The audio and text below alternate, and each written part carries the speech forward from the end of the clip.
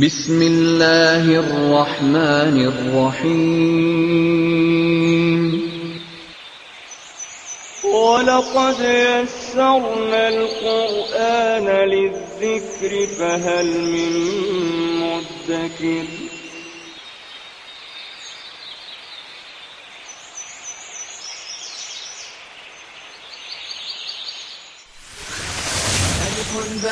تاء ثاء جيم حاء خاء دال ذال راء زال سين شين صاد ضاد طاء عين غين فاء قاف كاف لام ميم نون هاء واو ياء ياء هذه حروف الهجاء. اعوذ باللہ من الشیطان الرجیم بسم اللہ الرحمن الرحیم. قال اللہ تعالی فی سورۃ یونس یا ایھا الناس قد جاءتکم موعظۃ من ربکم وشفاء لما فی الصدور وہدی ورحمۃ للمؤمنین قل بفضل اللہ وبرحمتہ فبذلک فلیفرحوا هو خیر مما یجمعون. صدق اللہ العظیم. رب اشرح لی صدری ویسر لی امری واحلل عقدۃ من لسانی یفقہوا قولی. آمین یا رب العالمین. میں نے آپ کے سامنے سورہ یونس کی 2 آیات تلاوت کی ہیں.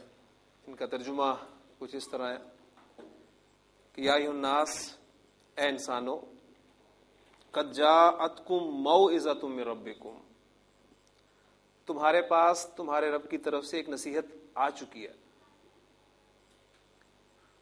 وشفاء لما فی الصدور، اور وہ سینوں میں جو بیماریاں ہیں ان کی شفا ہے. وہدی ورحمۃ للمؤمنین، اور مومنوں کے لیے ہدایت اور رحمت ہے. قل، اے نبی صلی اللہ علیہ وسلم کہہ دیجئے، بفضل اللہ وبرحمتہ. اب یہ نصیحت کیا ہے؟ قرآن مجید ہے. کہ نزول قرآن یہ اللہ تعالیٰ کے فضل اور اس کی رحمت کی وجہ سے ہے. فَبِذَلِكَ فَلْيَفْرَحُوا، بس اس پر چاہیے انہیں کہ خوش ہوں. اگر خوشی منانی ہے تو اس رحمت، اس فضل جو اللہ تعالیٰ نے اپنے انسانوں پر، اپنے بندوں پر کیا ہے، لوگوں پر کیا ہے، اس کی وجہ سے یہ خوش ہوں. ہوا خیر مما یجمعون، اور یہ ان سب چیزوں سے بہتر ہے جو یہ لوگ جمع کر رہے ہیں. انسان اس دنیا کی زندگی میں بہت کچھ جمع کرتا ہے. قرآن مجید میں اللہ تعالیٰ یہ فرما رہے ہیں کہ جو کچھ یہ جمع کر رہے ہیں میں سب سے بہتر یہ ہے. اب اس کو آپ کس انداز میں جمع کرتے ہیں یہ آپ پر انحصار ہے.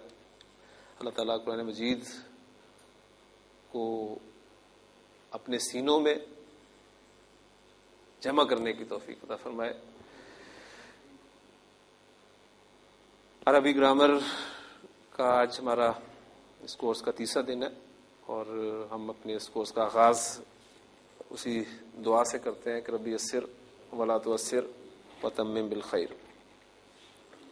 کل تک جو ہم نے پڑھا تھا اس کو میں تیزی سے آپ کے سامنے دہراتا چلوں. ابتدا ہماری حروف الہجا سے ہوئی تھی.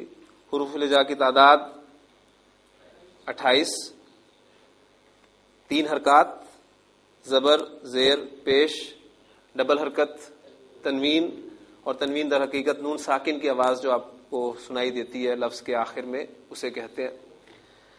حروف اور حرکات کے ملنے سے لفظ بنتے ہیں.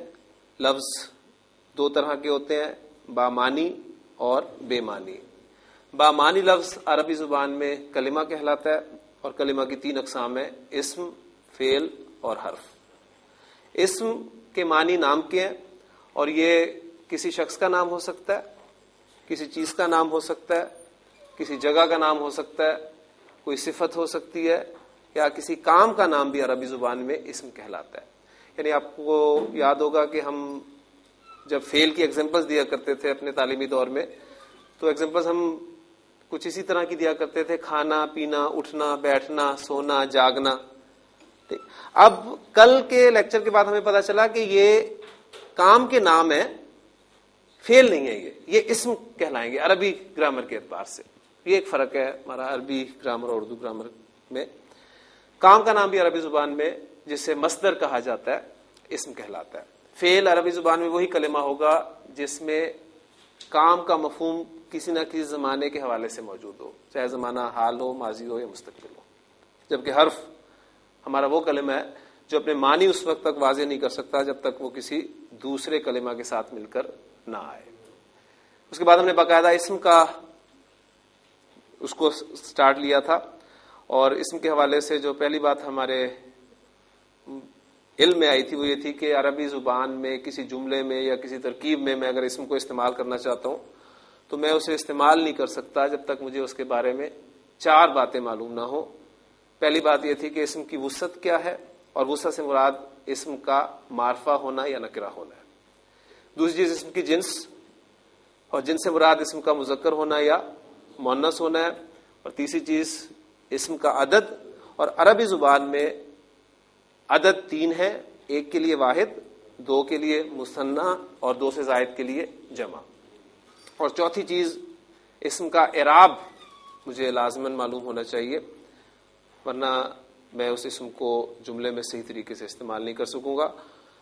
اور اعراب کو ہم نے سب سے پہلے اس لیے شروع کیا تھا کہ جو پہلی 3 چیزیں ہیں ان میں ہمیں ان کے بارے میں کچھ نہ کچھ پہلے سے معلوم ہے. اگرچہ اعراب کے بارے میں بھی ہمیں کچھ نہ کچھ معلوم تھا، لیکن اس کو سٹارٹ کرتے ہی وہ جو اعراب کا کنسیپٹ تھا ہمارا وہ بالکل ایک دم سے بدل گیا. ہم پہلے جسے اعراب کہتے آئے تھے عربی گرامر کے اعتبار سے وہ اعراب نہیں ہے. اعراب عربی زبان کا اہم ترین وصف ہے. زیر زبر پیش کے معنی اعراب کے نہیں ہے. اور پھر ہم نے اعراب کو مختلف مثالوں سے سمجھنے کی کوشش کی، اور اینڈ پہ ہمارے سامنے جو ڈیفینیشن آئی اعراب کی وہ یہ تھی کہ معنی کی تبدیلی کے بغیر اسم کی حالت یا شکل کی تبدیلی اعراب کہلاتی ہے. لڑکا آیا، کام آنے کا ہوا، آنے والا لڑکا فاعل، میں نے لڑکے کو پڑھایا، پڑھانا فعل، میں اس کا فاعل اور لڑکا مفعول. اب دونوں جملوں میں لڑکا اسم جو ہے اس کی حالت تبدیل ہوئی ہے. پہلے جملے میں وہ فاعل کے طور پہ تھا، دوسرے جملے میں وہ مفعول کے طور پہ تھا. اس کے معنی میں تبدیلی واقع نہیں ہوئی، حالت تبدیل ہوئی. اور ان 2 جملوں میں خاص طور پہ آپ نے نوٹ کیا کہ شکل میں بھی تبدیلی آ گئی. پہلے میں نے اسے لڑکا کہا اور دوسرے جملے میں نے اسے لڑکے کہا. اس لیے ہم نے اس ڈیفینیشن جو ہے اس طریقے سے بیان کی ہے کہ معنی کی تبدیلی کے بغیر اسم کی حالت یا شکل کی تبدیلی اعراب کہلاتی ہے. اعراب کے لحاظ سے اسم کی 3 حالتیں ہوتی ہیں. اسم یا تو حالت رفع میں ہوگا، یا حالت نصب میں ہوگا، یا حالت جر میں ہوگا. چوتھی حالت اس کی کوئی نہیں ہوگی. اسم کی نارمل حالت، بنیادی حالت، جس حالت میں ہمیں وہ ملتا ہے عربی زبان میں، وہ اس کی حالت رفع ہوتی ہے. پھر کسی نہ کسی وجہ سے وہ اپنی حالت تبدیل کرتا ہے، نصب میں جاتا ہے یا جر میں جاتا ہے. اور اسم کی مختلف حالتوں میں، یعنی حالت رفع میں بھی اس کو شامل کر لیں، مختلف حالتوں میں ہونے کی مختلف وجوہات ہو سکتی ہیں. حالت رفع میں ہونے کی ایک وجہ، جب کوئی وجہ نہیں ہوتی تو اسم حالت رفع میں ہوتا ہے. دوسری وجہ فاعل کے طور پر جب آتا ہے تو حالت رفع میں ہوتا ہے. نصب میں ابھی ہم نے اگرچہ فعل پڑھا نہیں، لیکن ایک اندازہ ہمیں ہو گیا 2 ایگزامپلس کرنے کے بعد کہ جب مفعول کے طور پہ ہم کسی جملے میں اسم کو استعمال کرنا چاہتے ہیں تو حالت نصب میں استعمال ہوتا ہے. اسی طرح انشاءاللہ تعالی آپ دیکھیں گے کہ اسم حالت جر میں کب جاتا ہے، کیوں جاتا ہے، یہ انشاءاللہ تعالی ہمارے علم میں آئے گا. 3 حالتیں اعراب کے اعتبار سے. بس آپ نے یہ یاد رکھنا ہے کہ اسم کی 3 حالتیں حالت رفع، حالت نصب اور حالت جر ہوتی ہیں. عربی زبان میں 85% اسماء ایسے ہیں جو تینوں حالتوں میں 3 شکلیں اختیار کرتے ہیں. حالت رفع میں ان کی اور شکل ہوتی ہے، نصب میں اور شکل ہوتی ہے، جر میں اور شکل ہوتی ہے، لیکن وہ شکل اتنی زیادہ تبدیل نہیں ہوتی کہ آپ انہیں پہچان نہ سکیں.